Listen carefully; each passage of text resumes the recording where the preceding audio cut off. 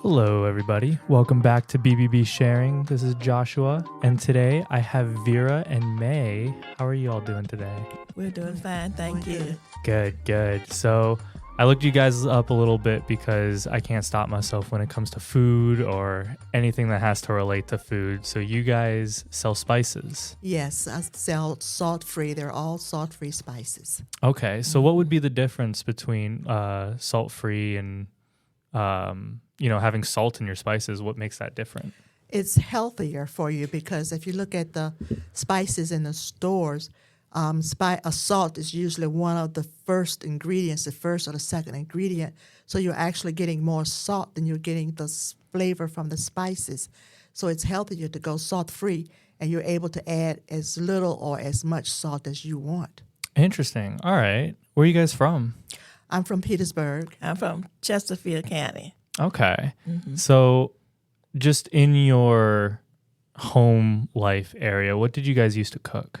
Did you guys used to cook? Well, she's a cook. You are the cook. But I'm the guinea pig for the spices. I have all kinds of health problems. And then I turn to her for the spices of my foods. Because I'm no salt. My doctor said no salt, no fat, and no sugar, which means literally no taste. You got to keep it flavorful in your life, man. So that's what I turned to her. Awesome. So what made you want to do something like this? The doctor told me I had high blood pressure and to go saltless. Okay. And everything I tried in the store I did not like. Everything was I just thought it was just so nasty. All this fake salt and nothing, no flex. She was saying no flavor. So I called her one day and I said, "Do you think I can mix my own spices?" She said, "You do everything else you want to do, so why not?" That's a sister for you. Yeah. That's awesome. What do you usually like cooking when it comes to? I cook, now using the spices, I cook anything from pork chop, chicken, fish. Okay. And then I also do a little baking, so it just depends on how I feel about the baking. Okay. I like experimenting with different spices, see what goes, with what type of dish. Is there something that surprised you when you cook and you're like, oh, wait, like cumin is actually good on this, or this is a spice that I've never really tried before. Let's go for it. Right. There are a lot of spices that I hadn't tried or hadn't even heard about. So what I did first was I went through cooking magazines and saw what they were putting together in the menu, in that recipe. So then I started trying mixing what they were using in their recipes, mixing it together. So why not use one bottle instead of buying the thyme, the onion, and all of that separate? Just have it all in one bottle. That makes sense. And they do usually when it comes to, I think steak more. I usually like to do like Mrs. Dash is usually kind of my go-to. Mystery will be good for that. That one, Mystery will be okay for steak. That would be really good. Oh my God, I should have eaten before coming over here. No, I mean when it comes to the different spices, what are some of the health benefits that you see? Spices can help with high blood pressure, period. Just spices, some spices. Garlic is really good for high blood pressure. And things like lavender, you wouldn't think would go into food, but lavender would be good.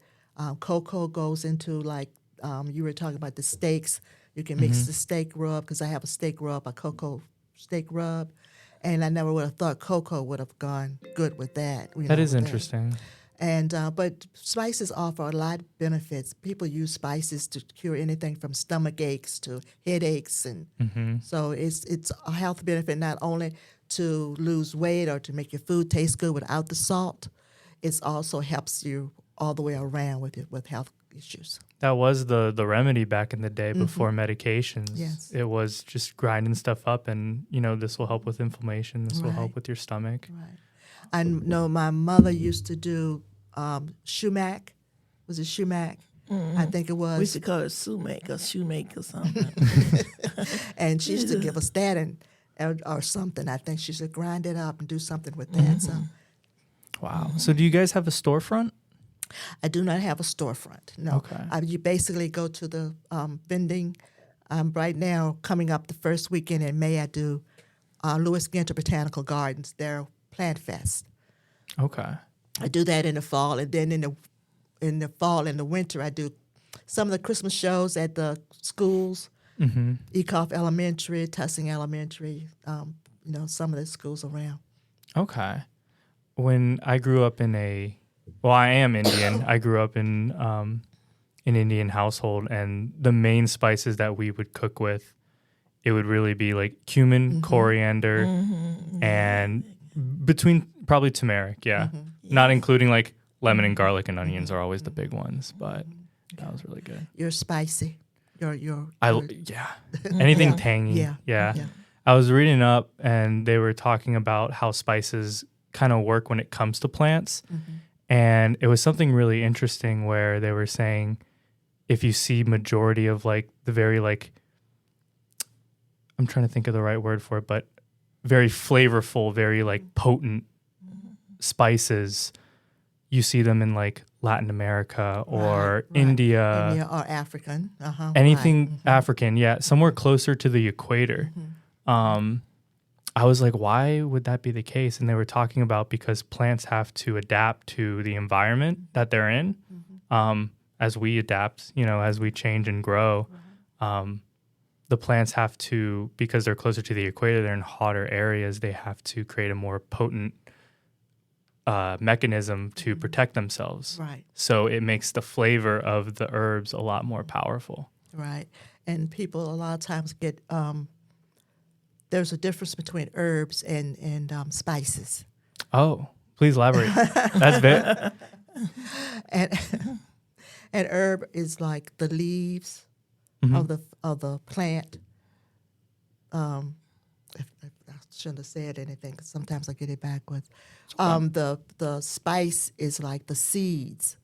Okay. And the herb is like the leaves or the bark and all from the plant. Okay.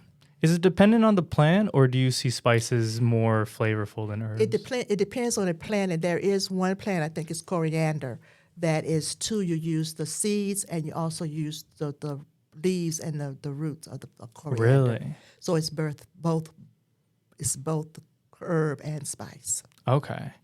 I even still get stumped. I haven't looked at it, but when it comes to like bay leaves, I'm very curious as to just how that works, because it's just one leaf, you just plop it in and it just makes everything just a lot more, it just boosts everything up a lot more. Right, it does. Very interesting. And lemon too. Don't forget to use lemon. Lemon adds that little extra touch to it. Brings out that little flavor. Add that extra flavor to whatever you cook. Beautiful. So what are the next steps for you and your company? That's hard because I will be 75 years old on the 23rd of this month.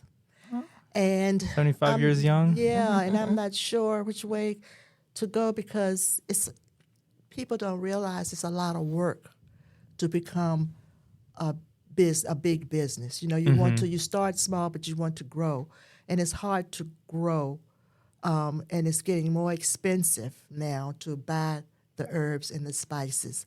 So I'm not sure because I think I have to cut back on the number I have. I have developed over 20 some different spice blends, but I think I'm going to have to cut back because I can't buy all the spices to make all those different bottles.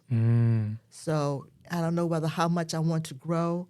And I kind of like being small because I like actually talking to the people and interacting with the people and finding out their needs and their health benefits and helping them with that.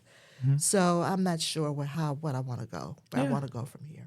Do you think growing them yourself would be cost effective? Or? Growing them myself probably would be cost effective, but you have time consuming. Plus you have all these other issues. You have to be approved. The ground got to be certain soil, and you have to go through all so many stipulations to actually put it in a bottle and sell it to other people. I see what you mean. Regulations. There's a lot of regulations. And the spices that you get, are they from the store, or do you buy them like overseas or locally? I buy from a wholesaler.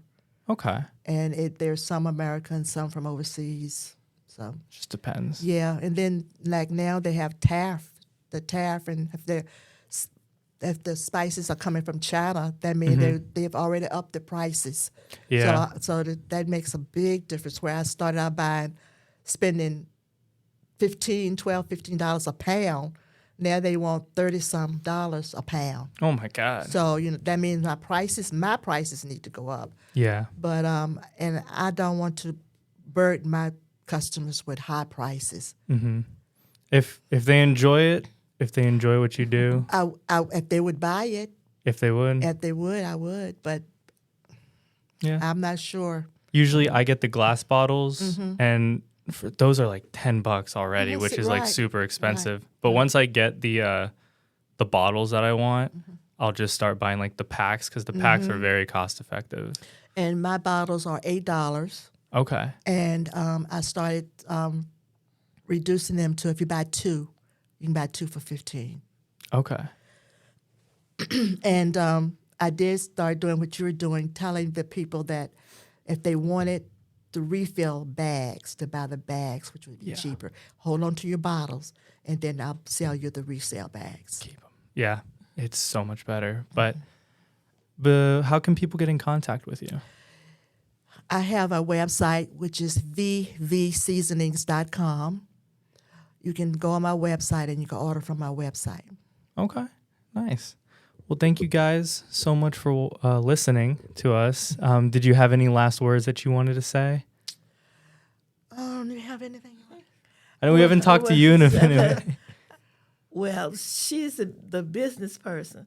I'm more or less the test person. Mm-hmm. One doctor put me on the Mediterranean diet.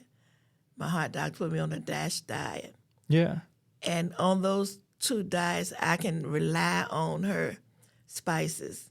I don't have to worry about being delinquent or whatever, and doing what the doctors want me to do. And then, in addition to that, they're very flavorful, so that I can go to the store now.